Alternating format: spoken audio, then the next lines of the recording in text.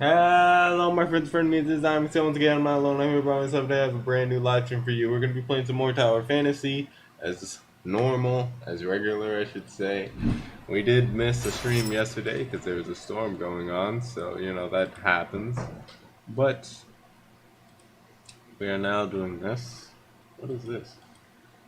This just fighting the boss, the world boss. Yeah. Um, I guess if we can form a team, we can possibly do those. But I'm not too sure. Either way, the new level cap is 69. So obviously we're already that level because we grind it. In other news, which I made this news before, uh, Stadia, a lot of workers there, not too happy, not surprised. Um, I'm personally upset that Stadia's gone. Like, I wasn't using it like that, but a lot of people do think, uh, you know, that cloud gaming is more of like the future, right? So for something like say to go down, it just means it would be weird for Google to try to come back. So that's why it's like I doubt they would do that. And the real problem is xCloud is doing good right now, and so is GeForce. Problem is, although they are doing well, the issue lies within the fact that they're doing well and they're maintaining, their service, but Google Stadia,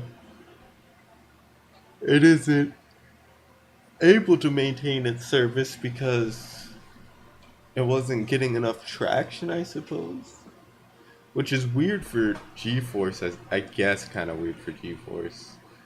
Um, Nvidia makes enough money for GeForce, I guess. Google made enough, but I guess Google didn't want to keep backing it up with cash or something. Um, but yeah, like uh, a hybrid of cloud gaming, I think, is definitely the future, especially with how many of these new handheld PC handhelds that are coming out that are all called Switch competitors. But if the rumor is true and the next Nintendo Switch actually ends up to be a non-portable console, I really wonder what people are going to say. Like, if Nintendo released another device and it's not portable, like, what? How are Nintendo Switch customers gonna feel? 'Cause that's what really sold the Switch, you know what I mean? So, I don't know.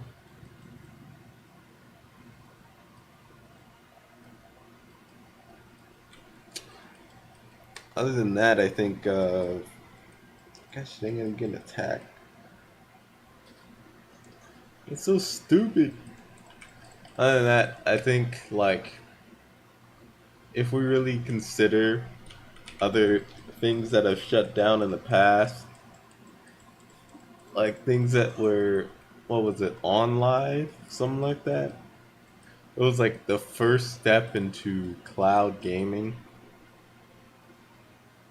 or whatever. They went down back in like 2010 or something. I think, if I'm not mistaken, Nvidia started cloud gaming like after that. Like they kind of took it because the first time I ever played a game on the cloud was on the Nvidia Shield, and I didn't even realize it was on the cloud. So whenever it was like, whenever the screen would get blurry, I would be like, "Wait, what? Like, that's weird." You know what I mean? So I think that's interesting. And I was also thinking like, why didn't it have to download? Basic things like that. But The real thing about cloud gaming, oh, sorry about that. It just makes the ease of use. Like, if it worked as well as YouTube, I still feel like people would see a problem with it because it's literally gotta work better than YouTube. Because on the rare occasion, YouTube will buffer or load the video. You know what I mean? Especially if you're on data or whatever. So it's like no one wants that at all in gaming. You feel me? No one wants at all for there to be, oh, buffer. You know what I mean? They don't even like it in an online game. It's like if the game's natively online, it's kind of like weird like that. I do think a company strategy should be right if you're really gonna be supporting the developers and stuff. Is okay. The developers have their online servers, right? Why are they paying to have their servers online, right? Because they don't need to do that. Gosh dang it, what the heck? Oh my gosh. I don't even know how this got messed up. They don't even need to pay for their servers to be online. Reason is, if I'm playing a game on the cloud, right? And obviously they need servers for the cloud game to work. You know what I mean? Uh, but oh my gosh, fall in.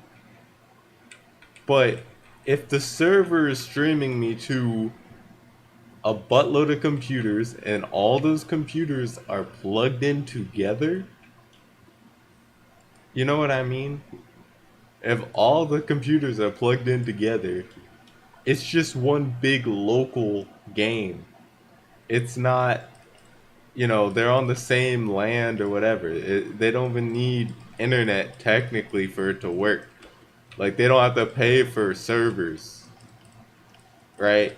So just hear it out, right? If companies in a cloud gaming service really want to show this can only be done on cloud, this is the only way to have this work on cloud, like Stadia was trying to do, right? Just have the companies, whatever they're hosting their servers on, right? Make it a requirement for their servers to be like this. Because at the end of the day, it saves money for both parties. Like, if you ain't paying for your servers to be online, then no matter what, your game's going to be playable as long as it's still on the cloud, you know. And at that point, that's reliant on that business or company to keep their servers up so your game can still be up. That's just kind of how that is. But like, you know, I guess it's a worth sacrifice. I mean, in the long run, you're saving more money out of that than keeping your servers up. Like, when you really think about it, like, all right, let's say as soon as you publish your game, that the business or company that you published it to ends up shutting down their servers 4 years later, right? 4 years later is you've already made, you know, however much revenue off of your game without having to pay for servers. What the heck? No. So it's like, you didn't have to pay for your servers. And even if we want to do it like mathematically, right? Let's say it was like, wait, what? I guess it's up then left. Guessing it. Mathematically, right? Let's say it's like 15,000 a month to have your servers up, right? If you're not paying that, and it's been out for years, like that's like 100,000 about of money that was saved, you know, 100 plus $1,000 that was saved, and that's just saying servers for like I don't know, like I'm comparing the server costs of what this game probably would be, right? But like big games that have people constantly on it, overflowing with players, right? Like we're talking about I, not GTA anymore. Like GTA doesn't have that many people like it used to, but GTA used to be up there. Call of Duty's still up there, having a whole bunch of people play a day. You know what I mean? Like some of the most played online games, they need ginormous servers to fit everybody. So it's like their price for their servers and how much RAM they need must be phenomenal. And the amount of cost for all those servers and stuff also must be phenomenal. So if they were a cloud only game, right, then that would allow it for them to, save money and not have to pay for servers and have all their games on run off of a local type of network. Now, again, you're gonna need, you know, a buttload of computers. You feel me? That's gonna be in that local area. Like you'll have one building with all that. That does technically mean if that building were to have a lightning strike or anything like that and it's only in that area, then yeah, it becomes problematic, right? Like it's a caveat to take, but it will help developers save money, which in the long term will help, content creators also not lose their job, which may be off of that game, right? Because if a game starts to do poorly or it's not getting enough sales, doesn't necessarily mean that the game was bad. It means that the game wasn't.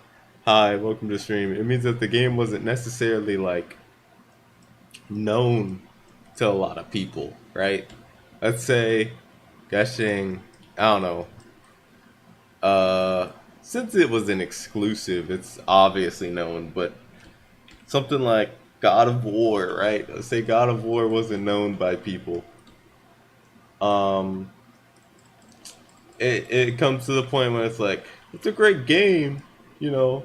People just need to be able to have it accessible so they can try out the game. But if nobody can try out the game, it kind of makes the situation where the game has to go down, you know. But if they're saving enough money to maintain it up to see if anything goes better, which sometimes it would, then, that's great. Who the heck is this guy in here?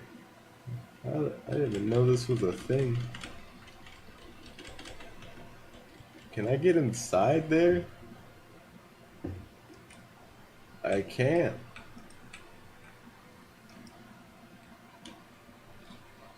What are you doing here? I'm not feeling good. I rest here. If you don't mind, anything left you. Okay. The current order is 312. Okay. Interesting. But yeah, welcome to the stream. I'm just talking about how cloud gaming should be and how it's probably gonna end up, because there are caveats to having like a cloud gaming server. Because if you're first off, right, realistically, if you are a company and your game's making a lot of money on the platform, right, and that platform goes down, you could try to make your own cloud service, because all the files and all the stuff you have for your game still exists, right? But you just have to bring your game out to, the website or whatever and have them play through the cloud that way. But your cloud service might not be as well, but you could theoretically just buy the technology they were using and use that, and pay for those servers. Yeah, you're paying for servers now, but it's not your fault. You know what I mean? That company said, "Get your stuff off mine." You feel me? So I think it's definitely plausible to do it that. Again, the only downside I can really think of having an offline slash off online cloud service is the fact that if that place where those servers are, and of course they have like backup electricity or whatever the heck there, if those computers shut down, you know what I mean? Because of power, um, you know, it'll say the game's online, but it's not really. You feel me? The other thing about cloud is like you aren't worried about the game. You're not gonna lag out the game. You know what I mean? Like you're not about to lag out of a local lobby. That's like playing. That's like both of us playing the exact same game right now on the same device, and oh, it's lagging. We're looking at the same screen. Like, what do you mean? It doesn't make sense. It's just like Minecraft land. Like you're not really gonna encourage lag unless that person is like somehow not connected to the same internet anymore, or their cord is really bad.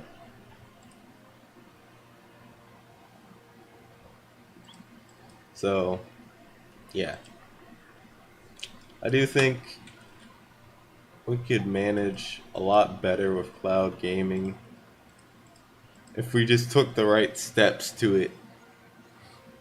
Just make it a hybrid, and eventually it will merge. And that's what Xbox is doing. You could either download your game or play it on the cloud. And if you enjoy it, then download it so you can play it with less input delay. Now that's kind of like the whole idea. What the heck?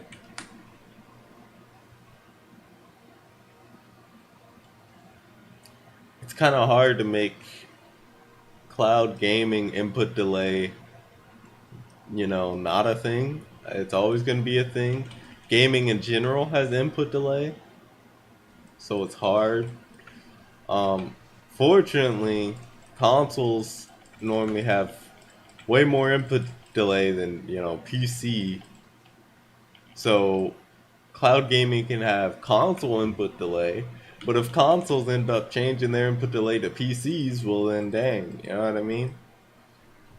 I don't think too many people would care for console input delay because it's like, if it's on the cloud and they got console input delay, it's just like if they were playing on a console in 2020.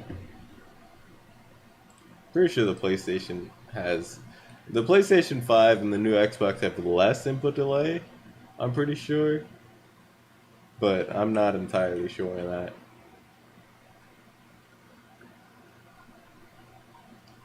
But electricity can only go so fast, right? And then computing, the inputs can also only go so fast because that's still using electricity. You know what I mean? It's like what's faster than like electricity? What, like light? Like, are we using light technology? At that point, like, yeah. Like, the funny thing about how fast light is like, light isn't even consistent. It, like that's the funny thing about it is when we're looking right and like the light's on, that light is constantly off and on. It's not like light's not like a consistent, you know, beam. So it's kind of like when you're looking at light, even if you go outside and the sun's out, it's like, oh man, it's bright out here. It's like, yeah, but it's just constantly flickering on and off, and our eyes aren't faster than light, so we can't see that happening. But if our eyes were faster than light, a lot of people would be having seizures. Not gonna lie. But yeah, so you know, if we could get cloud gaming to that level, I believe it can make it. I also think it's a good thing that I stopped making Stadia content. Lucky me. It's also a good thing that I didn't jump onto another cloud service. I don't think any of the other ones are going down, but yeah.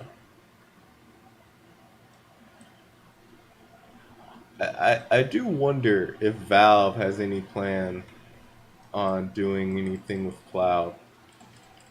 Stadia is or already was selling their technology, which it's a good thing that they did, that they are, because it was the best cloud streaming service as far as like quality and how fast your internet really had to be on it.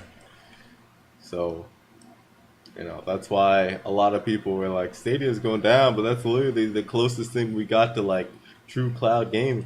Because Stadia is Google, and Google's got the best servers. So it's just like, shoot, they're selling their technology. You know, let's figure it out what they were doing.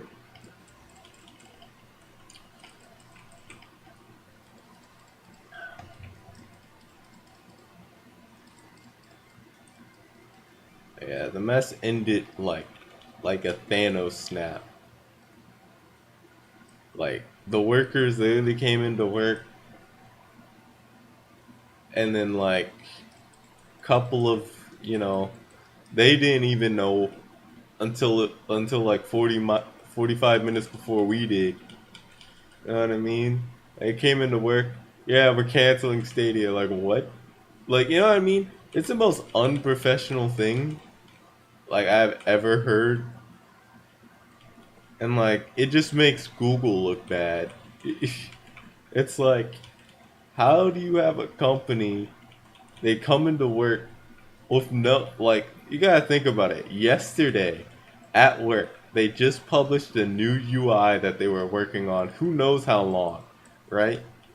Then they come to work the next day, and then they're being told, hey, so we're going to be closing everything now.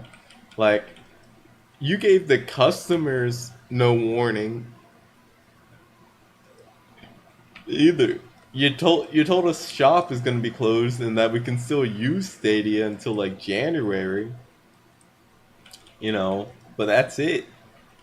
So possibly the workers are still doing stuff with the servers right now to keep them up, but other than that, you know, Stadia is it's literally destroyed everyone's jobs.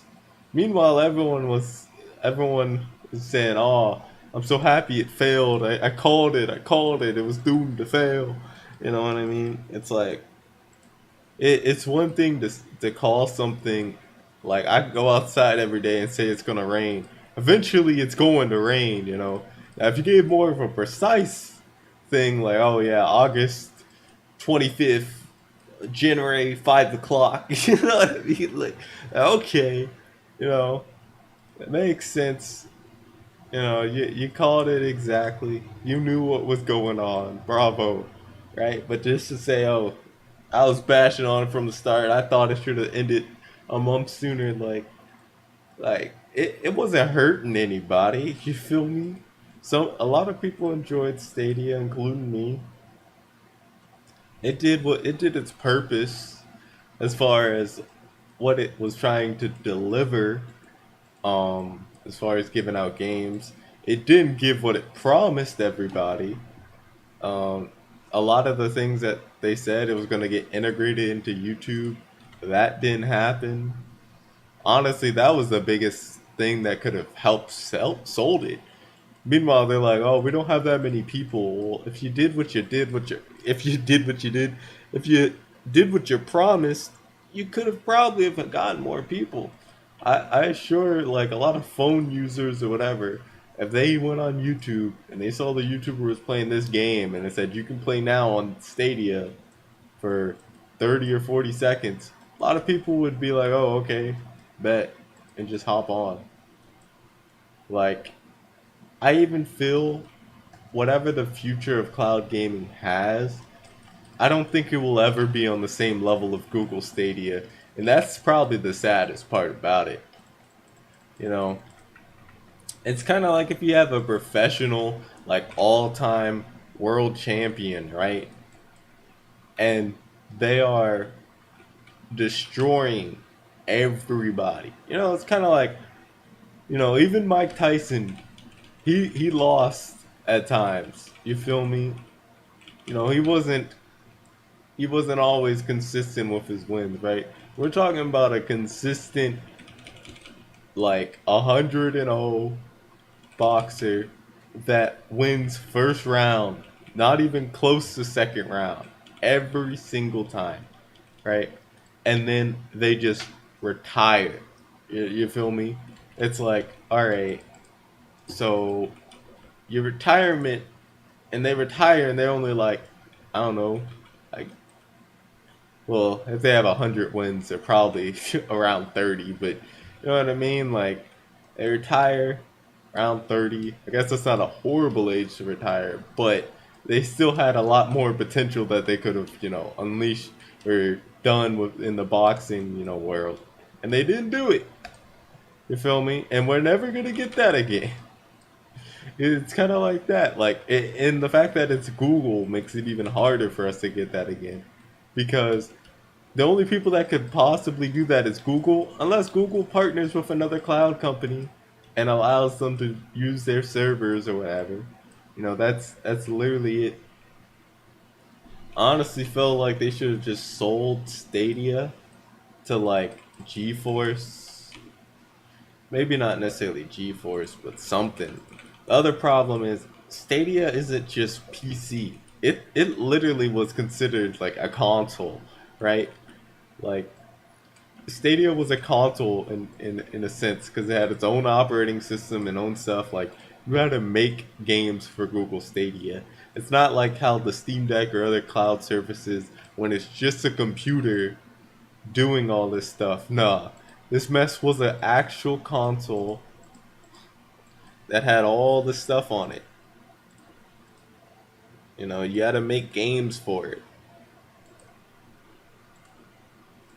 Ooh, it'd be nice if we can get a match in this and actually win for once. But yeah, like, so, like, imagine, right, if PlayStation 5 just entirely shut down. Like, you couldn't do anything on PlayStation 5. I'm sorry, my bad. I didn't mean to be out loud. I was thinking to myself. Like, what do you do? You can't log in and you can't play any of your games even if they're disc anymore. You feel me?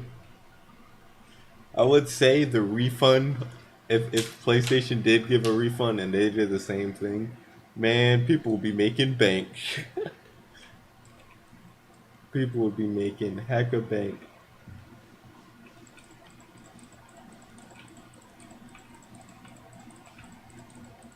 Oh yeah, most people are excited for the refunds. Honestly, on Stadia, I'm happy they did that. But as far as future gaming wise, it is a big concern because again, people's expectancies are so high when it comes to like handheld handheld and other devices. Like, people be disappointed when they hear the PlayStation 5 can't run this game at native 4K, which it doesn't run a single game at like native 4K, mind you, right? Like, so that's why it's kind of like, okay, it's not running these games at like native 4K. I don't like it. PC does it.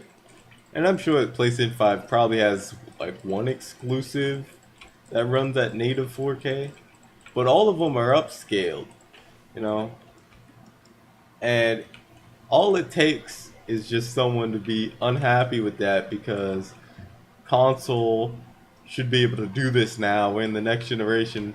What's going on here? You know what I mean? And they're upset. Thing is, with cloud gaming, you get the very best that exists. You know what I mean? You're not getting, oh, this is just a worser version or a worser graphics card of the RTX or things like that, or it's like half as strong. It's like all of that is problematic for people. You know, oh, the Steam Deck is as strong as a PlayStation 4.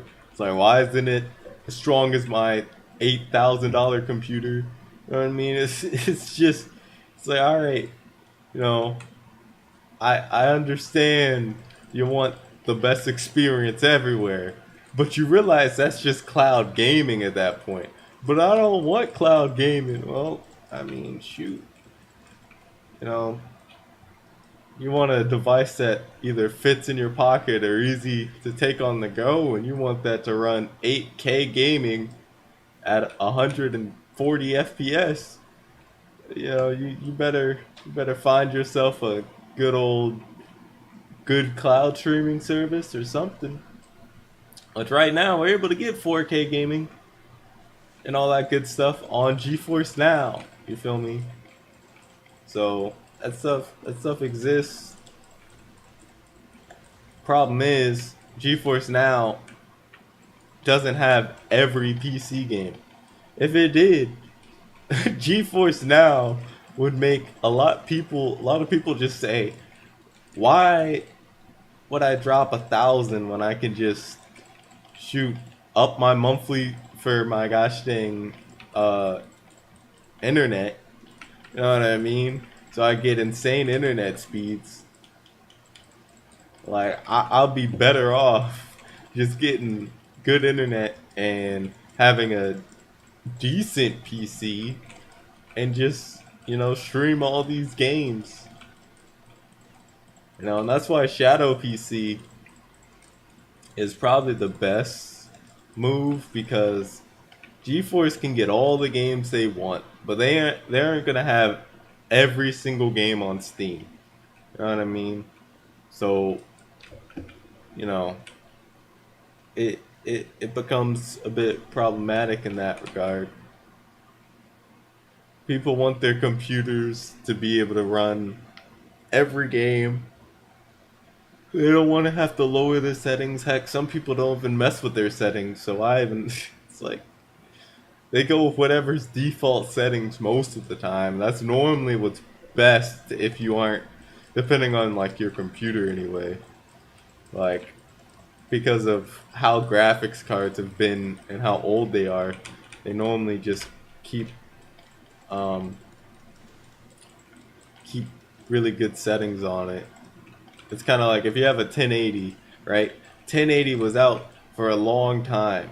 If you're playing a game that had a 1080 by then, or heck, it wasn't a 1080, you know what I mean? And it was a worse graphics card when the game was made, then you can ensure your game's gonna opt for max settings. You feel me? That's just how that normally kind of goes, unless it just doesn't recognize the card. Which the only real case of that is if you're using a really old card, or if you're playing on like the Steam Deck or something, or if you mod it your PlayStation 4 and you booted up Linux. That is the only other way. Because not everyone's out here with a Linux PlayStation 4 playing games. Although I do find that hilarious.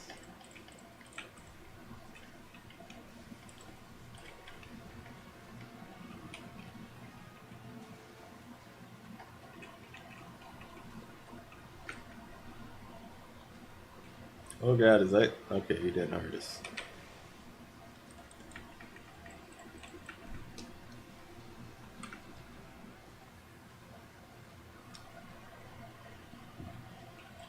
I feel like if we want gaming to go anywhere and to be cheaper, cloud gaming will also help with that. Games are now $70. You know, and the real thing is, people don't even really consider like, okay, yeah, the game developer's not getting $70, right? 40% of that is going to the company that's selling it on their service, right? Like, if I buy a PlayStation game, that mess ain't going on Xbox. You know that mess ain't like, even unless it's an Xbox 360 game. You know, in that case, then they get all the money. But like, you aren't giving the developers, you know, $60. You're giving them like 40. You feel me? And that's when you gotta realize, like, developers have been making 40 a pop per your game. You know, even though their game's 60, and that's because of the, platform. The real thing about it that really is a cost is like when they make a disc for the game. It's like, all right, like that was kind of the deal back then. Like, if your game, if you publish a game for like Xbox or something, right? And they're saying, "Oh yeah, we'll take 40%." It's like, all right, if you're making all the disc and bringing it to like GameStops and WalMarts or whatever, then all right, fine, cool. You know what I mean? That works for me. I mean, 40%. I don't gotta work for that. I'll send you the images for how the cartridges, or I guess they're called cartridges as well, how the game's gonna look like on the discs.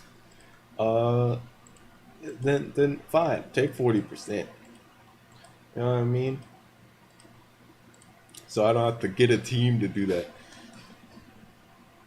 It's like, fine, but now they just taking 40% even if it's digital. So it's like, all right.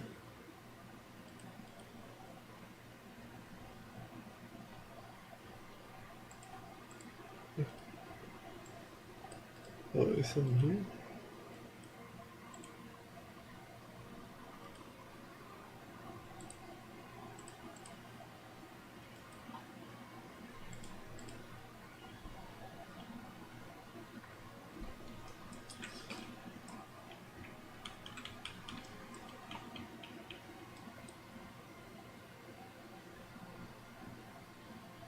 Of course, now it does seem like, I do wonder though, if Sony and Xbox went ahead and said, we're going to be making um handheld hybrid consoles, how would people have felt on that? Now my thing is, right, I feel like they wanted to go with the same ecosystem and compatibility, so obviously they weren't gonna like say, all right, let's copy Nintendo, you know. And people still enjoy PlayStation 5 and all that, don't get me wrong, but although it would cost them more, it is technically possible for them to have a handheld that is as strong as, the PlayStation 5, with using with the technology we have. It is definitely possible to do that. You know, all it takes really is just what you call it. I don't know why I always say PS5. I think it's because the PlayStation 4 when it came out was stronger than the Xbox. But Xbox, after that, Xbox took over the power level scale a long time ago. Like, Xbox literally with that Series X or whatever. After that, the power scale was just alright. Well, Xbox is just way stronger than PlayStation now. Any of the new stuff is just most likely just going to be more powerful. And still, shout out to Xbox for having next gen gaming at the price for $300. Like, I feel like Microsoft here with Game Pass $300 console for next gen gaming. Like that's something else. Now yeah, Valve has a $400 console for next gen gaming, but you gotta buy an SD card. Ain't nobody gonna have 64 gigs of memory and download a next gen game. You feel me? Like that ain't happening unless Valve gets to the point when they can actually get the developers to make their games smaller. Like Cyberpunk needs to be like 15 gigs. You know what I mean? For that to even be like, all right, this is tolerable. You feel me? Like, these game files are way too big. Like way too big. Where Google was given like millions of dollars for their games, which was actually crazy. But yeah, back on like the PlayStation console, right? Like if they did a handheld, it could have been slightly weaker than the PlayStation 5, mainly because it wouldn't be overclocked at all because of the handheld form factor. Of course, it would be able to get hotter whenever it's docked, so that's kind of it. So what they could have done, right, to make this ultimate, you know, next generation gaming machine. Now don't get me wrong, it's not gonna run the handheld games as well as it will on the TV when it's in its like actual like same type of dock. But the dock would have a graphics card inside of it.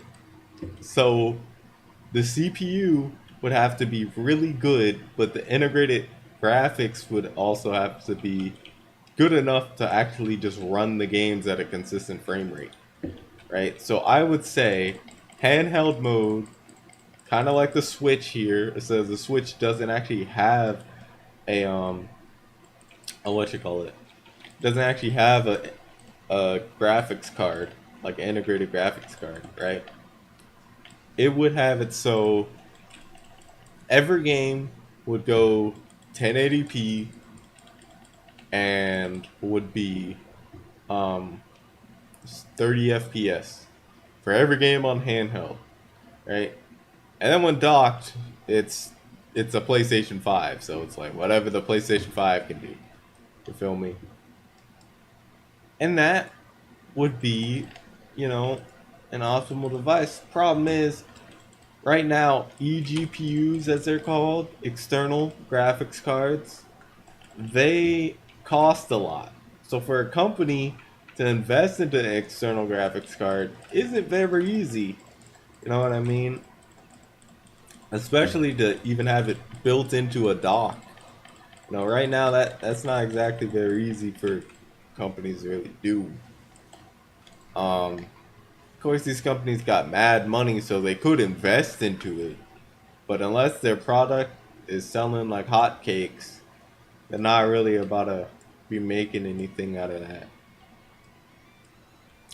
But handheld PCs have already been doing this.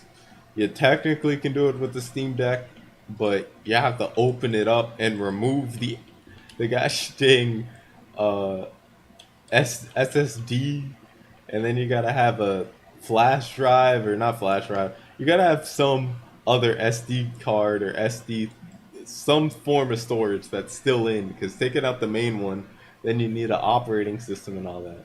But no one's going. Not you don't see everyone just saying, "Oh, I'ma just you know open up my Steam Deck, plug in a RTX 3090 Ti." They're not even. I love how I'm still saying 39. There's a 40 now. I mean, it's not out yet, but put out a 4080 or 4090, and then start playing games. You feel me? Like, nobody's doing that on a daily basis. But if we make all the docks have external graphics cards that are stronger than the hardware itself, then it would help a lot. You know, that's kind of where Intel comes in, but their drivers for regular handheld gaming aren't good enough for that. So we're stuck with AMD.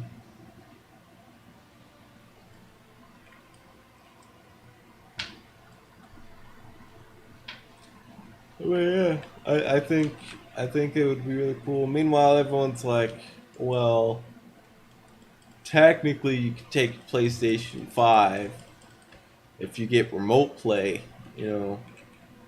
I mean, fair enough if you want to play it on your phone. It's just playing games on your phone isn't the same feeling that you get out of playing it on an actual handheld device, you know, with built-in controllers and whatnot. You know, you're not really getting that exact same feeling.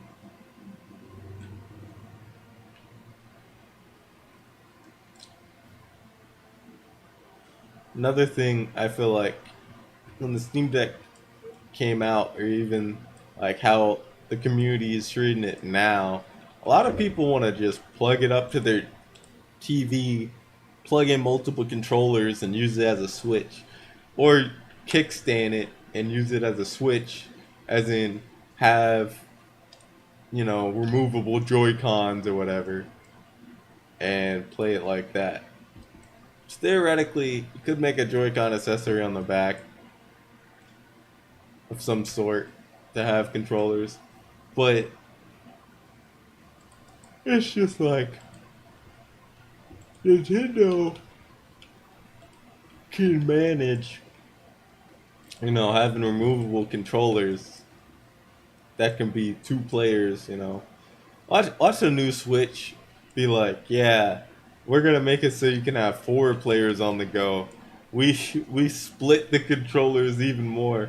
Now the Joy Cons can split into two after you split them already from the actual Switch.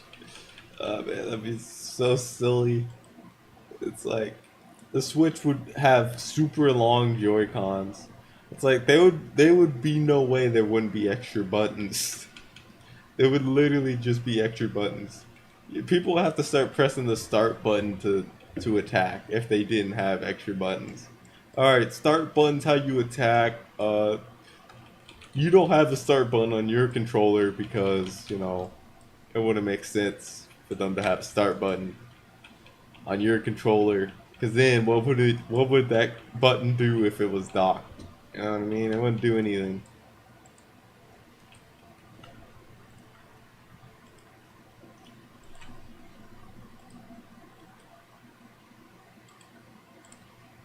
Hopefully we can manage to get this gushing matrices or whatever the heck.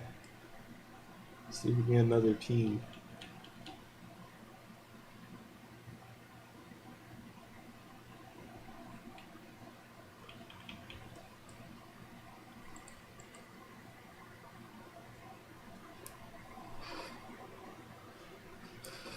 So I think every big gaming company has done cloud stuff. Sony's done PlayStation Now, when you can stream PlayStation 3 games. Xbox has xCloud. Nintendo has whatever they're calling it. I don't even think they have a name. And I guess the only one that doesn't have it is Steam. Like, unless you count playing on streaming your own games as cloud, streaming from your computer as cloud, they don't really have it. I don't feel like they need to jump in that market. But I do think they should at least start having some technology and thought about that market. And the question really ends up is like, what is Steam going to do? Right? They're not going to make the developers on Steam start doing that. No, Valve is such a chill company when it comes to like their games. Like anyone can put a game on Steam. You feel me? Like Steam got games of all kinds, like other than NFTs, because Valve was like no on that. No, what you call it has NFTs though. Epic Games. So I guess if you're all about NFTs, then you can go on there. But yeah, it's It's interesting, at least when you really look at it. There's so many RPG Maker games on Steam.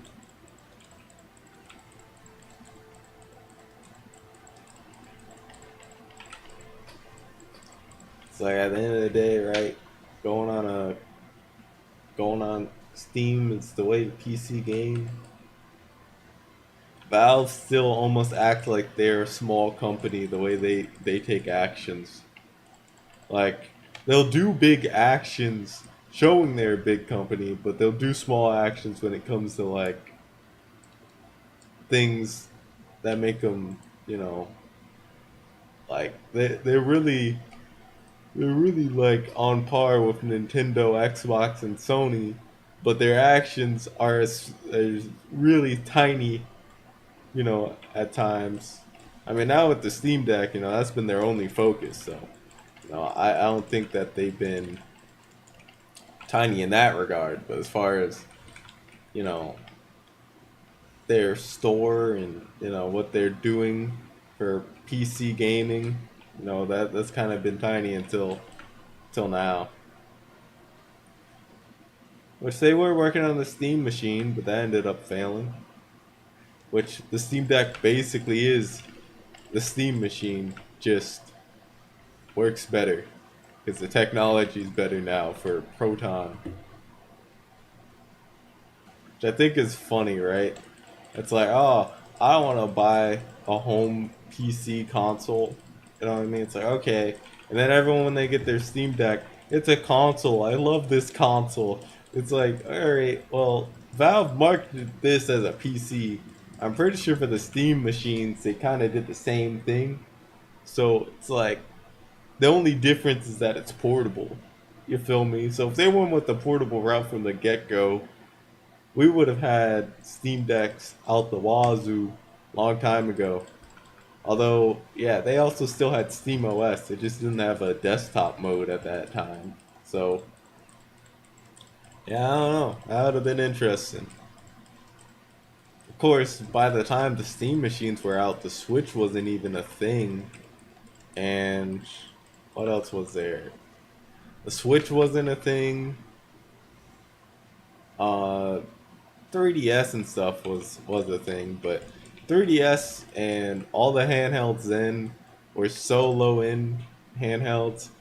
There might have been GPD Wind, like the first one, but that one was super low spec. So honestly, handheld gaming wasn't even like a good choice that they could even jump into at that time, unless they were gonna make it a streaming thing, you know, and then that would have probably have done worse, honestly, because then if they're also just marketing it for streaming, it's like people would have felt a little bit obligated not to try that.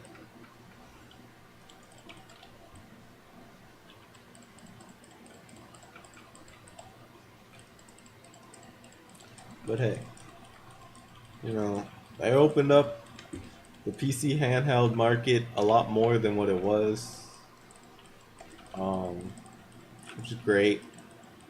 Made more of a affordable way.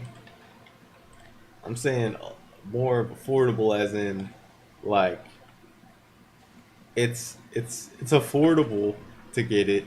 Now, if it's reasonable to get the smaller Steam Deck, I can't necessarily speak. Some people have it and they just, you know, upgrade it or whatever. I personally don't want to open up my Steam Deck, so although it is technically cheaper and you can save like $300 by getting a 64 gig Steam Deck, and then heck, you could just buy a terabyte SSD, you know, and boot that up with Steam OS, which is what a lot of people have been doing. They also are working on a 2 terabyte SSD that works on the Steam Deck, uh, whatever. That's what Linus did in his video. So, you know, I mean, of course, you wouldn't get the anti-glare screen, but some people just said bump it and kind of said, I'll get an anti glare screen protector which I guess works. I don't know what happens if you got both anti-glare screen protector and anti-glare screen. But yeah, like Valve said, it's a PC. It doesn't even go against your warranty to open it up. Like most companies, don't open up the device. It goes against your warranty. Don't do this. Okay. I didn't know that it was not my device at that point. Steam Deck is yours. You can modify it, add a heat sink to it, do whatever in that regard. Technically, just plug it up to external GPU. A lot of people have used it as their main computers now, which is obviously what's making Valve thinking and working, because we already know we're going to be getting another Steam Deck, right? We just obviously don't know when, or when Valve will announce anything about it. Steam Deck is on. I don't even think it's a year old yet.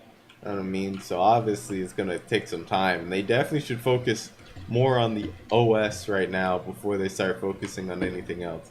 Because the OS of the Steam Deck is really good, you know, for battery life optimizations. GG, my dude. Hey, welcome. For battery life optimizations and stuff like that. So they really can keep working on OS stuff. I wish Valve would have pulled a Stadia when it came to promising us stuff. But they said, yeah, let's not promise our customers anything and let's just bring it out, you know, which is good. Um, I'm just wondering, like, what OS ideas do they have that they're trying to implement? Thing is, Steam Deck can do ray tracing. Um, we don't have any games that are supporting that yet. Of course, you're able to do ray tracing if you open up like Windows and download the drivers. You can make ray tracing work. I think you can get it on Linux too. It's just a little bit difficult, but yeah, you can get ray tracing to work. It's just a bit of optimization that needs to go in Valve to like enable it, I guess.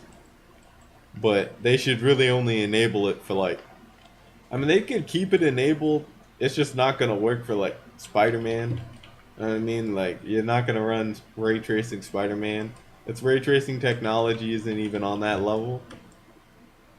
But it is the only ray tracing handheld, as far as I know. Even the new integrated GPUs or whatever, I don't think any of those can do ray tracing at all. Okay, but like, I guess it kind of works like Minecraft with shaders, right? So you could probably get like a light version of ray tracing. Um, Game developers could make a ray tracing Steam Deck game. You know, but ray tracing technology is still being worked on.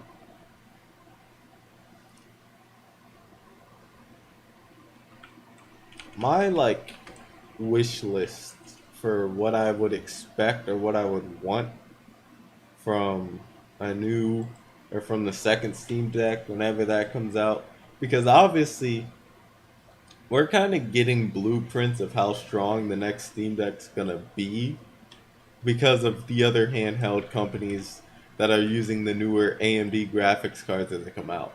So the thing is, like, people are kind of thinking, oh, we'll get a new, oh, they're gonna make another Steam Deck. Their mindset's kind of like, well, shoot, when's that? That could be soon. It's like, it's not it as far as if they're trying to make a giant upgrade in hardware, it's not coming anytime soon because that technology doesn't exist yet. The Steam Deck has had the best technology when it came out. This is what I'm saying had is because there's always every like 2 months, there's a better, you know, GPU, CPU that comes out, right? So like 6 months after the Steam Deck came out, or 6 months after it was announced, there already was one more powerful graphics thing. Of course, it was less optimized for handhelds. It's a laptop processor, so it works less. It doesn't outperform the Steam Deck unless it's used in a laptop, which has better cooling. You know what I mean? Like that's the only real way for that to like work. But um, we're kind of seeing some blueprints from other companies of what we should be or what we will be seeing out of handhelds. Like for instance, I think is it the Ion Neo? It's one of their new Ion Neos. It has, other than the fact that they definitely ripped off the Steam Deck with the trackpads, right? Like they knew what they were doing when they made that. They knew that they were trying to go for something that's more powerful than the Steam Deck, but the Steam Deck. They're trying to make a Steam Deck 2 essentially, right? And honestly, you know, them getting a dedicated GPU on there, that thing is going to outperform so many other devices that it's going to be, insane. No, we're not even talking about like the Steam Deck's like a PS4. It's in between a PS4 and a PS4 Pro. So we take, that consideration. This thing is like a PlayStation 5 Lite as far as, graphics goes, or like power goes, I should say. No, just because it necessarily has that power doesn't mean that it's going to output it the same way because of optimization in games and how that works. You know, like for instance, if we took if we went back 10 years from now and we had an RTX 4080 try to play a old game, you know, like yeah, 4080s have support for older games, graphics wise. But if we were changing the graphics scale every time, kind of like how consoles do, so like it's just not at all optimized. It's way stronger, but it's not optimized. It would launch the game, but it would run like garbage because it doesn't have, the right graphics drivers and stuff like that. So it can't do what it is capable of. You know, you could see the Steam Deck run and export something in 4K, you know, which when doing that doesn't really need drivers for that, so you could see how powerful it is. But then, it runs a game not even close to 4K, you feel me? But then that game could have non-consistent, frame rate or anything like that. And that's simply because of drivers. And that's why people that play on the Windows version or use Windows on their Steam Deck kind of have, that issue a bit. Which I wonder, right? If every game on Windows was compatible with the Steam Deck, would people still install Windows? I have a feeling they would, honestly. Because I feel like people just in general prefer Windows. Um, but I really wonder that.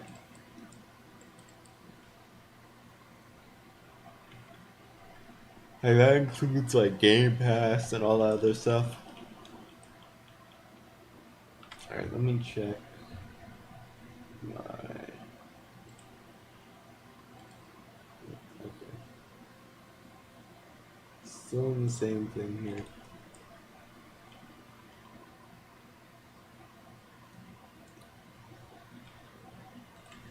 we have any more stamina? Of course not. Why would we? Guess we'll go ahead and do one of these. What does this one have? Let's do this. But yeah, the new Aya Neo device, they're really taking. Honestly, I almost want Valve to like buy them. Like honestly, instead of being competitors, because they're not really competitors. Because every 6 months they release a new handheld that's either stronger or has some type of visual upgrade to it. And the fact that now they're trying to do trackpads, they obviously got themselves hands on the Steam Deck and was like, all right, how do we make this? You know, how do we do what they did? Because people like it. But the Steam Deck's getting way too much traction, way too many sales. It's also more available to buy than any of the iNeos.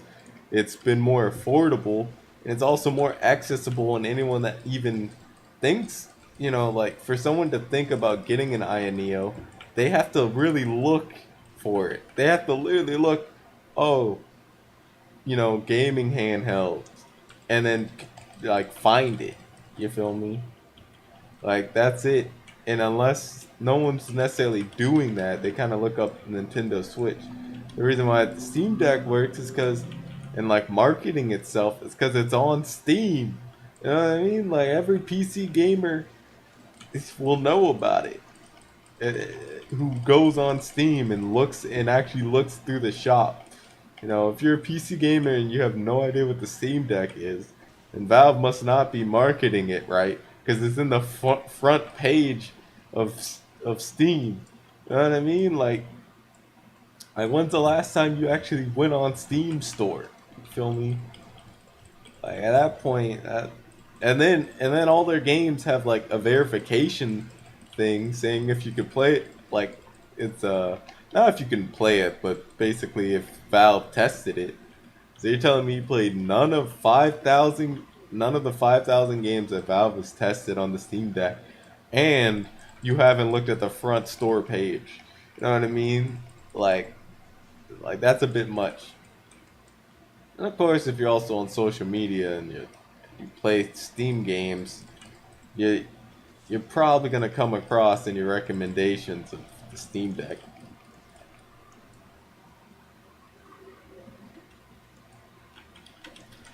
As for the Aya Neo, unless you are a PC enthusiast and you want to see hardware and other stuff like that or handhelds, you're not gonna see it. You know,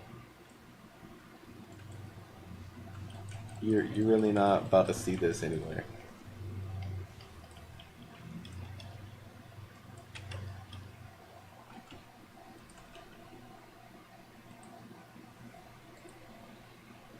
I would like to have that.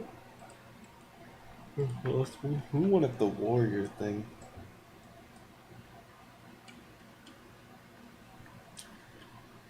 But yeah, their dedicated graphics card. I have no idea how well that's gonna do in the cooling wise. I think that device is gonna get really hot, and if it does, just have a cooling system when it doesn't let itself get to a certain degrees. Um, then it's just gonna end up being a lot weaker than it could be. Now, if it's docked and they have Aya OS or whatever they're working on, and they let that mess work,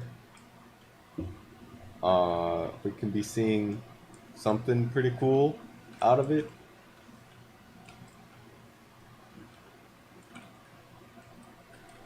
But I don't know.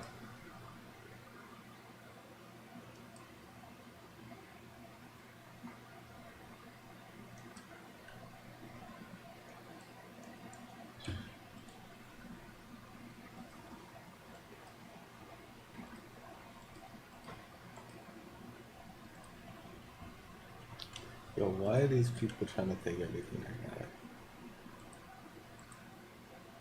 got? Like, can I get something, please? Oh shoot! I think the person gave me all their what you call it. Never mind.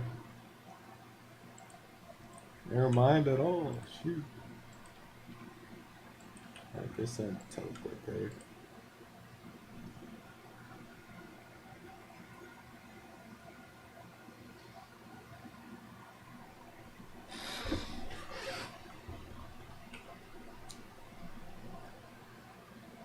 Like, I'm honestly thinking, like, if I had to give a guess of how strong that device is gonna be, it's probably gonna be doing 1080p gaming, which is why the expectancy for the Steam Deck 2, right? It's got to be stronger than this EG uh dedicated GPU. Valve can choose to do a dedicated GPU, but if they don't or whatever, it's got to be stronger than it. So that's why it's like the power gap that the Steam Deck 1 and the Steam Deck 2 is gonna have with this expectancy is gonna be insane. Oh my gosh, why is my shadow clone dead? How does that even happen? Okay, I'm getting a lot of damage. I'm not sure why.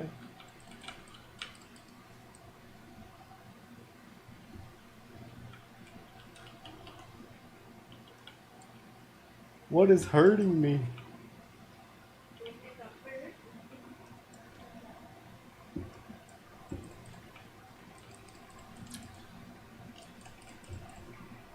Yeah, we would be seeing like 1080p gaming on handhelds, which is the jump I feel like a lot of people want. I just don't think it's the jump that we need. You know what I mean? Like 1080p, yeah, handheld, it will look a bit sharper. Don't get me wrong, 1080p display can look better than a, you know,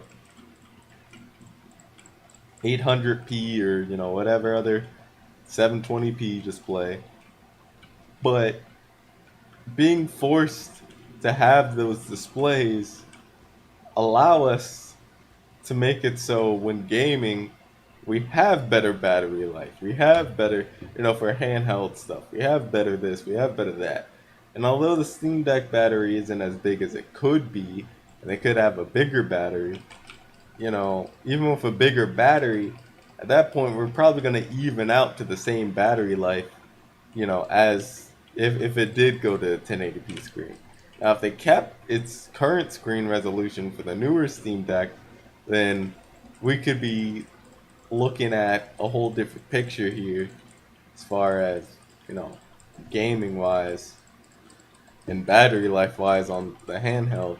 Because we could have a bigger battery, which would be great. We could have the bigger battery, and then we could also have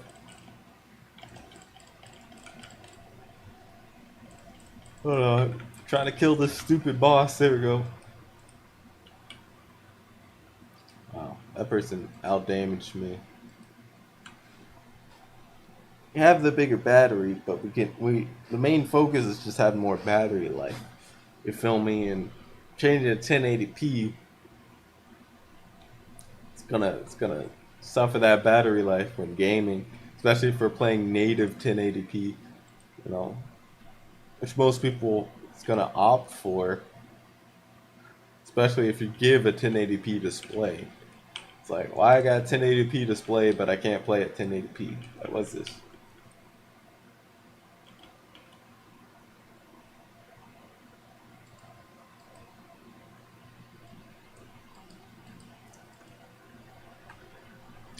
But yeah, it would be a dedicated graphics card on there.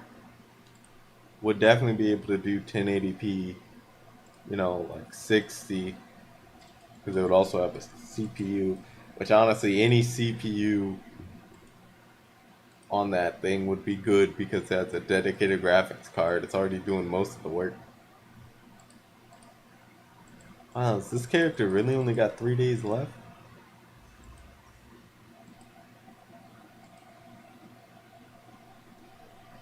Kinda 4? I know the new Cobalt character's coming out, but honestly, just kind of focus on the characters I got now.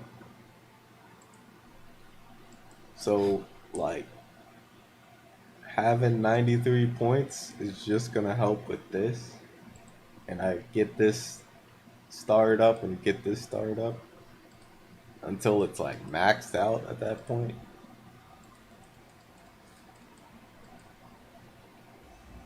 But yeah, with dedicated GPUs, it's gonna outperform, you know,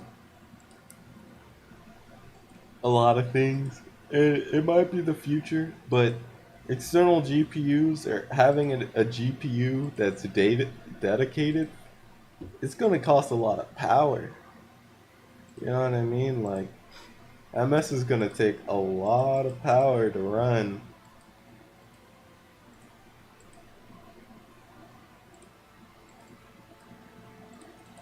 Like the thing that we're trying to focus on is having more battery life, not less. You know, we can add as much power as we want, but we want power and battery life. So unless you're given both, you know, people don't really want it. That's like, it's like, you know, you gotta be balanced here. You can't be, all right, this car goes super fast, but it only can go super fast and get you to work. It's like, and that's it. You feel me? It's like, but after that, you better have a gas tank on you. In other words, a battery brick or, you know, a portable charger.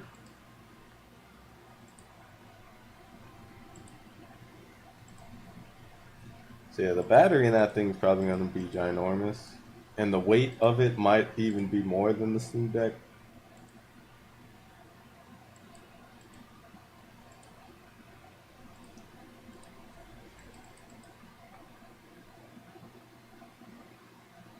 Which, I mean, hey, if it is, so be it.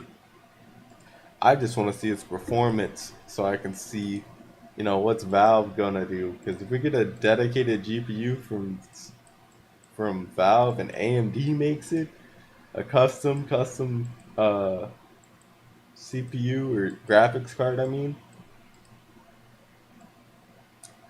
that mess would be absolutely insane.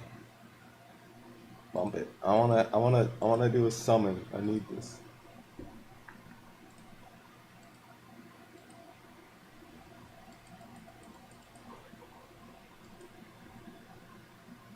Dang it. Well, just hoping for an SSR, but if you win some, you lose some.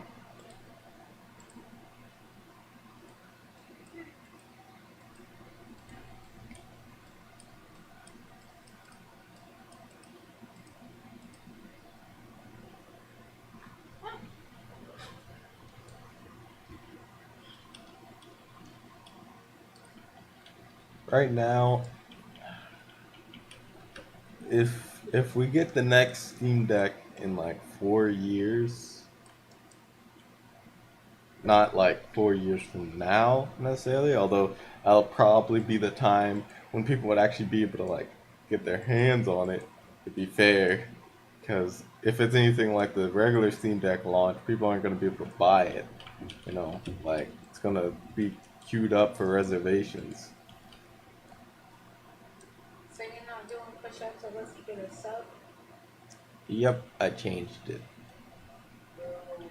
Because it's basically the same thing that it is on what you call it. You still should like the video. That will give more people to, you know, be able to see it. But I changed it to subs because it makes more sense, right? It's just like I obviously need more subs. I don't necessarily want someone to subscribe unless they think that they should.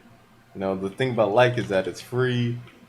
You know, they should like the video anyway, but shoot.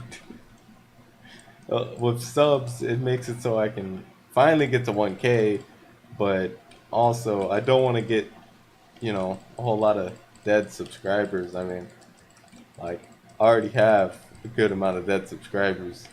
I'm live streaming, and 700 people get the notification. If any of those people on their phone either get the notification or see me in their feed, you know what I mean? And none of them are there. So that's why it's like just people that had other Google accounts or deleted accounts and things like that. Like, you know. And then if you get subscribers and they aren't watching your content, you know what I mean? Then that's even worse. Realistically, you're supposed to be getting more views than you have subscribers. You know what I mean? Unless you're literally in the millions, like when your subscriber count is just absurd. In that case, uh, it's not always the case. You know, Mr. Beast, I think he has like, I don't know, maybe like 20 million.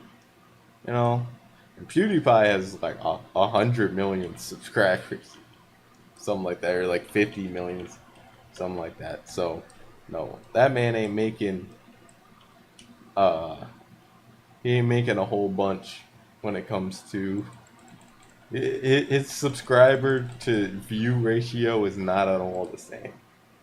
Wow, we got a subscriber. How did that happen? Did someone use a different account? Oh wow, thanks Carly. I appreciate it. Yeah, let's not just keep making accounts to subscribe. That'd be great. Hey. I got a lot of accounts. You got 5 likes. Do 550 push-ups. Yeah, that's not how it works. Anyway,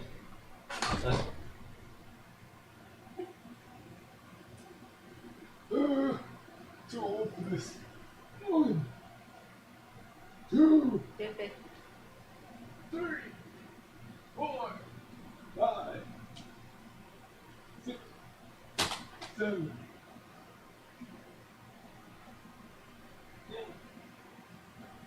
I gave you That was extra. a 50. What? Let me just subscribe. I can't do 50. Like, Boo. what do you mean, boo? It's not a workout channel. I literally physically can't do 50. Like, not anymore, anyway. You said not anymore. Excuse me. Yeah? I literally had a live stream. I mean, I didn't clip it. I would have to search through a lot of my live streams, but I did like 70, 60, or 80 before.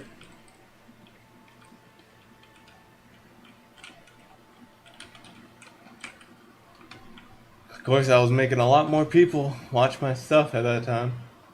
Which, I mean, I was streaming like literally whatever at that time, so I mean, that worked. Of course, now the way YouTube be, it's kind of like trying to stick with one thing and then kind of spread out to multiple, but it's not really working out.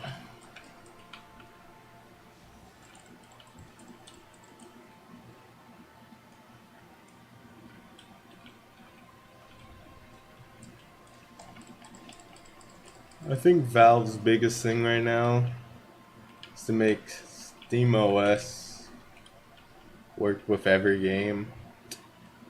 And if not, honestly, like, theoretically, they can give us the layout of SteamOS on Windows.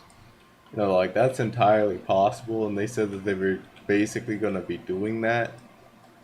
But because of all the drivers and all the updates only being on SteamOS, it's really hard for people to really say, okay, I'm going to be going on, you know, I'm going to just install Windows, get the SteamOS layout, and call it a day, you know. It's like, yeah, you can play games like this on there, and Fortnite and all this other stuff, which is what people want. They want to play all their PC games, which is the main reason on why they're even buying, or why they're buying it and installing Windows. What the issue comes with, like, the drivers mainly.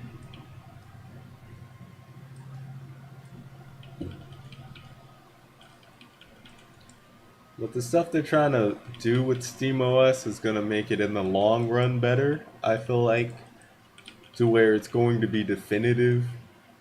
Even if you did install Windows, you would even see, and if it did have the same type of drivers, it would still end up being worse. Because the way how Proton's been working, it literally just gives it performance increases. So we'll just have to see how that goes.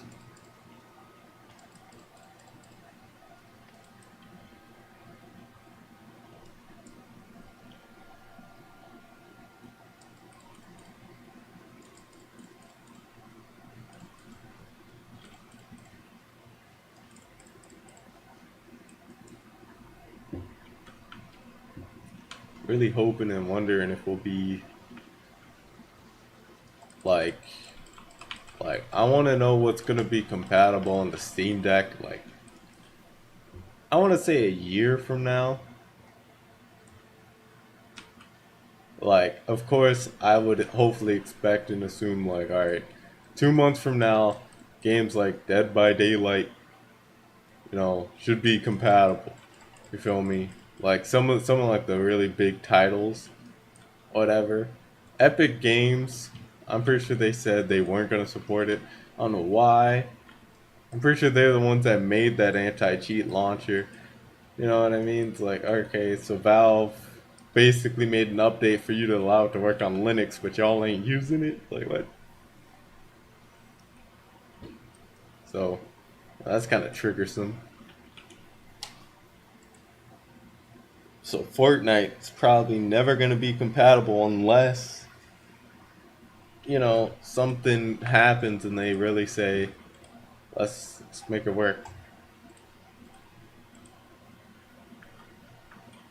How can I put this here?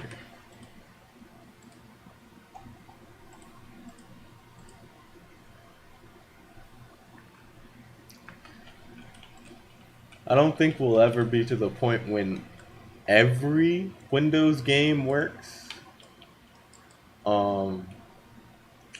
Even if the Steam Deck is still like, Steam OS and Linux gaming is still a thing like 12 years from now, I don't think we'll ever really get to that point when every single game works.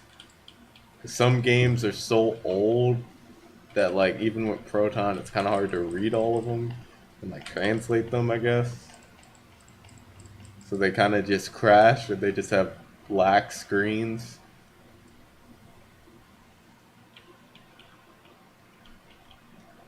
But yeah, I don't know.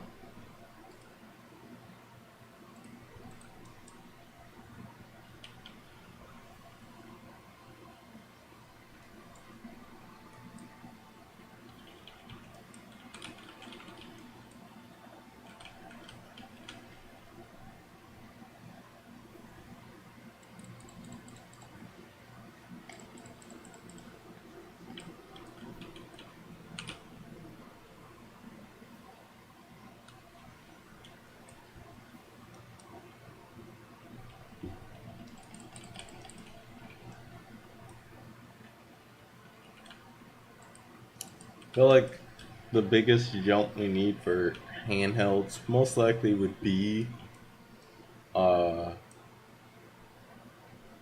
them to be a lot more future proof. Like the Switch, obviously it ain't running Cyberpunk and all that stuff, but like future proof as in it can run every next gen game, right? Steam Deck can do that right now, right? It can run every next gen game at playable frame rate. that like all the new games that come out or whatever, Spider-Man, all that fun stuff. That's great. I can do that, but they still need to optimize the games. Problem is, not all these games are being optimized, you know, and the developers are going to be feel less obligated to optimize their games for the Steam Deck if we end up with a new what you call it, with like a newer Steam Deck or whatever. That's like way more powerful because then it's like, oh, you don't need to optimize your games. It just works on this. It's like, okay, then why'd I waste my time optimizing the games? Like, I'm a developer. Why I do this? Like, shoot, you still optimize it for the smaller screen and for considering the storage on the device. Like, that version is still gonna be downloaded. Heck, even PC gamers, if there's a smaller file or a smaller version of a game, like, do I want to download GTA, the 100 gigabyte version, or do I want to download GTA, the 50 gigabyte version? You know what I mean? Like, I'm gonna download the 50. Yeah, the game looks uh a bit worse because it's not 4K textures or whatever. They might have updated the graphics too. But shoot, it's still a lot better than playing with my storage gone.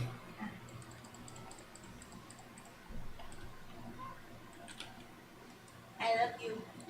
I love you too, Kylie. I have any enthusiasm. I love you too, Kylie. Oh, whatever.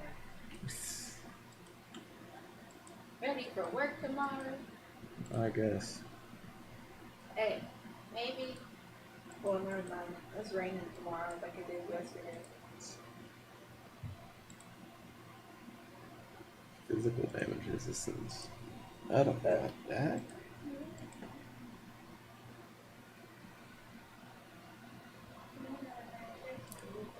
Hey, if they make Sims 4 multiplayer, are you gonna play with me? Where we can interact with each other. The first question is, am I going to actually get it? And the answer is no. If you buy me the game, then I guess I have no choice. But I mean, that's but it'll be fun. Like, we can actually be married and walk around, and you have a job. I have a job in real life. Wife and take care of our 6 kids. Yeah. And struggle. I feel like the real problem is that I don't really like The Sims. Because you said there's nothing to do, but if it's like realistic, where you can be in my game and we can live together, you know what I mean?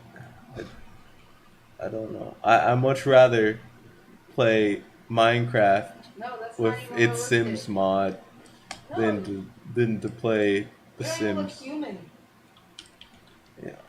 Yeah, it's Minecraft. Exactly. That's why I said. But the gameplay is better. I don't care about the graphics.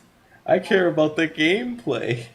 If I was all about graphics, then I wouldn't be playing a whole lot of games. Now, if it has good graphics and the gameplay is good, then good. But in this case scenario, that's not the case. Like, yeah, Sims has better graphics than Minecraft, I guess, depending on which aesthetic you like more. But that's kind of it. It's like, whatever. I'm just saying. That's what I would rather do. But if you bought me it, then I guess. Nah, we playing every day. I'm not playing Sims every day. You gonna play house. And then watch it not even have multiplayer. If it doesn't, I ain't playing it. Like, shoot. It gotta have. Like, shoot.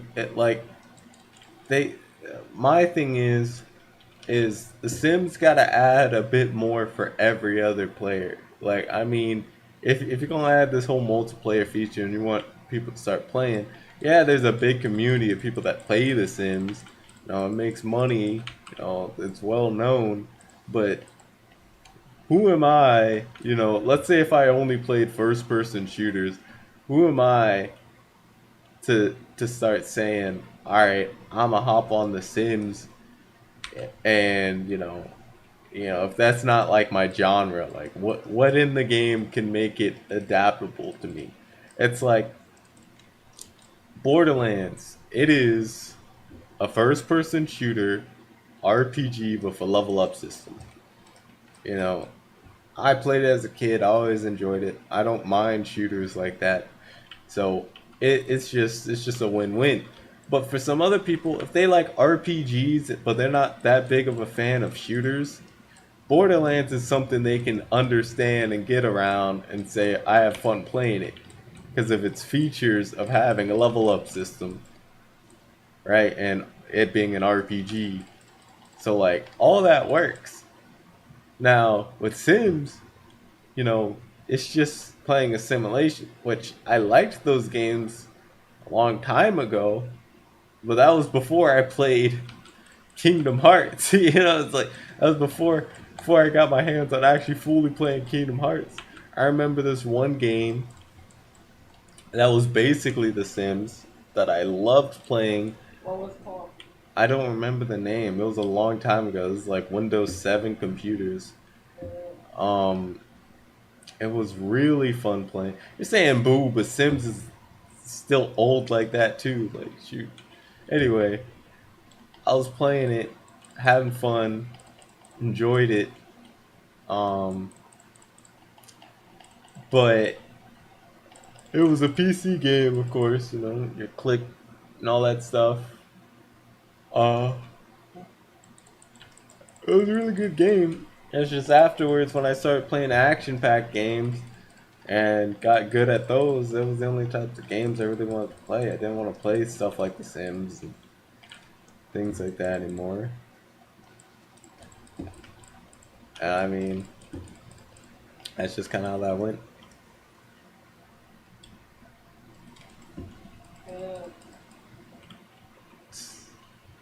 It's not my fault.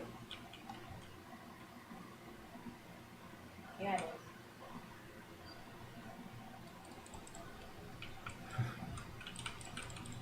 It's not my fault.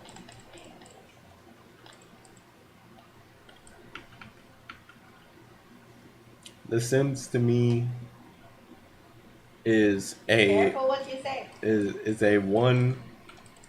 It's a one game, right? No, it's not.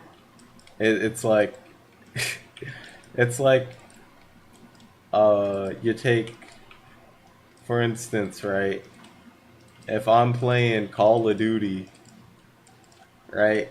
It's a one game. There is no let's go on the RPG mode and let's level up and get stats up. There's no let's do a anything else. It's a one game. It's a first person shooter with good mechanics and aiming and very worked on that development, and that's it. And that's fine. It's popular, and that's what it is. Same like The Sims, but it's on that one mechanic thing. That's all it is. When we play Stardew, right? I can go out on a venture and I can play an RPG. Then I can go back. Then I can farm. Then I can, plant crops, get food, get gear, and all that other stuff, right? It's a multi game, just like Minecraft, for instance, right? I can do the things that I enjoy in gaming, and you can do the things that you enjoy. Nah, we enjoy this. But on The Sims, I can enjoy doing the default basic things, seeing my character go through high school, all this other stuff. But I need some other things that I personally, I can cheat on you. do. What? I can cheat on you in the game. Why would you do that? And spice it up a little bit. Now you can kill me and then resurrect me or something. Make up a story. Yeah, so I'm all about story creation, hence Xeno Warriors. But I already make up stories in my head when I play games. So I don't necessarily need, The Sims to make. I rather fantasy story than like real story. I'm not all about that real story stuff because that gets too real. That's why I like anime. I'm more about that fantasy stuff. I don't want to have a sim depressed, paying taxes, worried about other like. I don't want that. Like I don't want I, that. I already got that best in real life. That's different. You can use cheats, motherboard. Yeah, all right. He's depressed. Let me just make him rich. Like, Or it's, maybe you can get him counseling. How about that?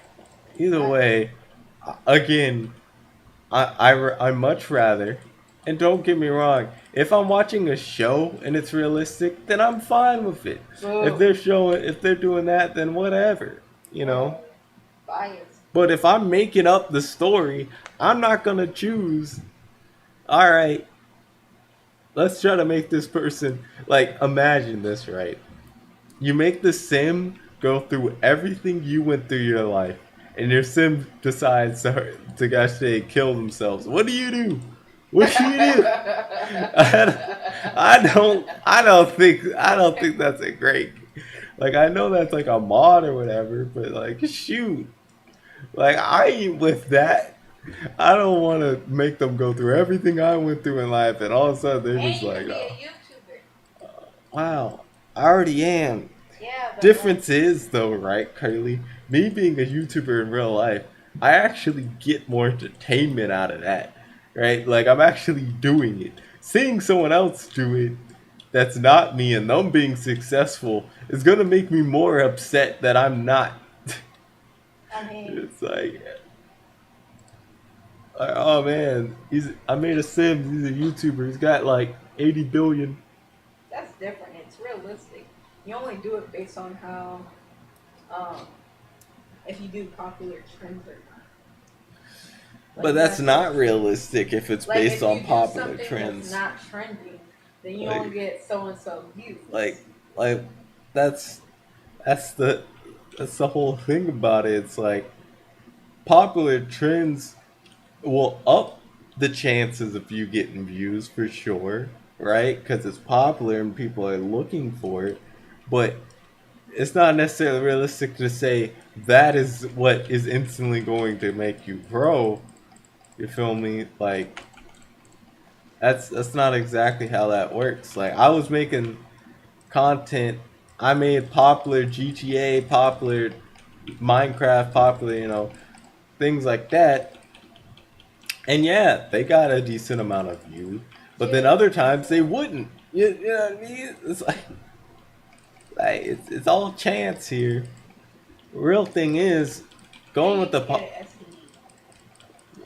why would I want that?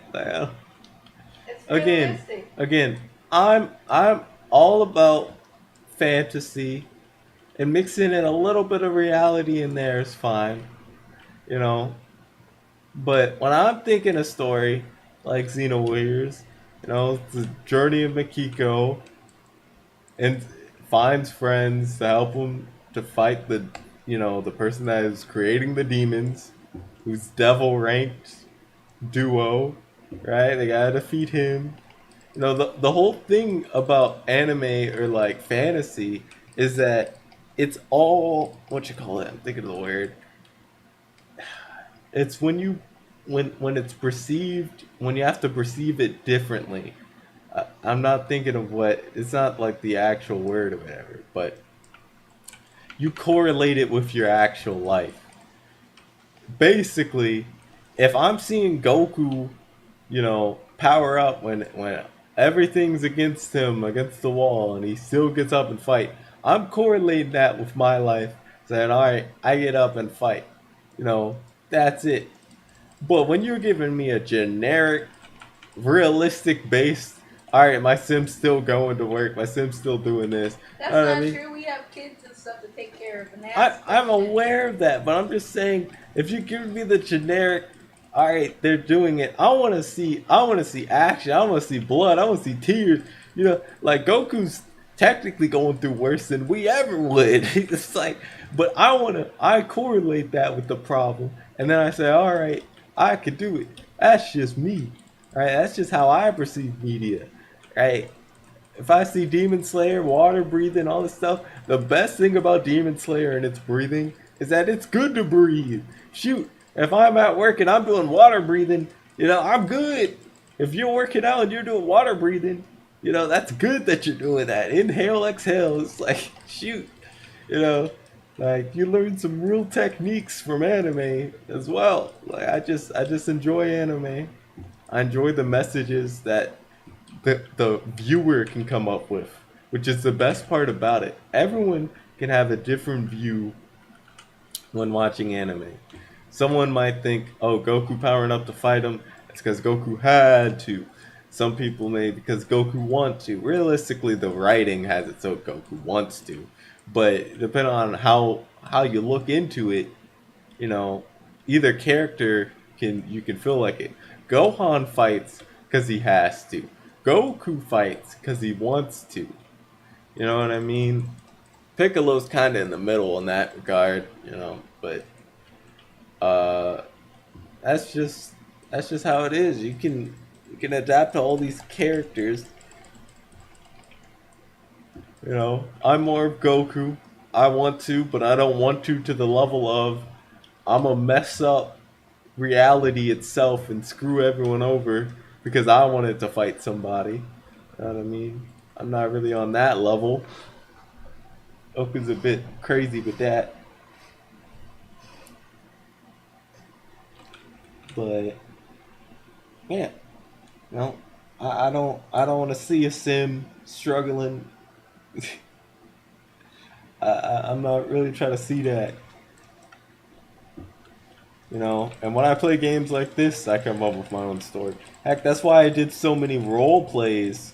Man, I used to role play all the time Roleplay, huh? on games, role play series. Role plays is so fun to do. It really is. I remember when a long time ago on Xbox when I was friends with Prodigy, role play on GTA and on Saints Row, like that was it. Everyone who role plays Saints Row is I'm a drive the speed limit. I'm a drive like a citizen. I'm a act like this is real life.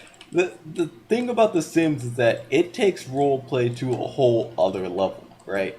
It takes I want this to be as realistic as possible. Now, when I was a kid, heck yeah, shoot, realistic fun. Oh, I want to have my character go to a job. I'd play GTA, go to the store, act like I work there, and then tell my friend, yo, can you go rob the store? Like, you know what I mean? Like, it's like, oh, all this other stuff. It's just a really fun thing. And it's a popular thing that, I mean, at some point, I think I'll put my channel back on to doing because roleplay gets a decent amount of people. I don't mind having a lot of roleplay series or stuff on my channel. That's just fun to do. But, um, yeah, like, and then it got to the point when every game we played, every Dragon Ball Z game, it's like, let's make a role play. It's like, okay, that's why we had Dragon Ball DX. That's why I had Xena Warriors on Lost Saga. Of course, Xena Warriors was before Lost Saga. It was a video game, so I used Lost Saga to kind of tell the story. Um, and things like that. Role played with on Santro. Whenever it would rain, we'd have like an anime battle scene. That would be fun for no reason. We weren't like in depth with story, but we were just saying, all right, they're fighting. Let's say I don't know, they were brothers. They got dang split sides. They're both were samurais, and now they're fighting for whatever reason, and it looks cool. That's all that matters. It's like She's 4 minutes away. okay. Let's go downstairs. I'm in the middle of a mission here that they need me, so Okay, hurry up. we're trying to kill this boss. Can I kill you? How about that? How about that? Not very nice. I'm so lonely. I have nobody. For my own.